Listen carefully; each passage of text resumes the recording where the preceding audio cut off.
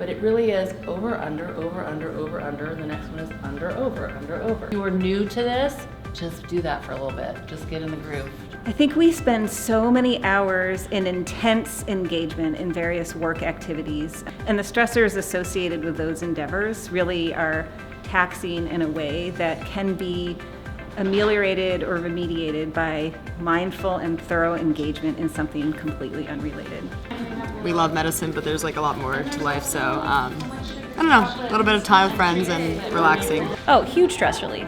These are my in-office days. I sit in front of a computer all day long, and it is really nice to be in a beautiful room and also get to do something with my hands that's not a screen-based activity.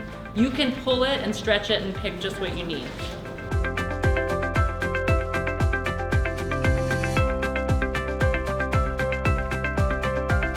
I like to make stuff, and I felt like I can meet more people this way also.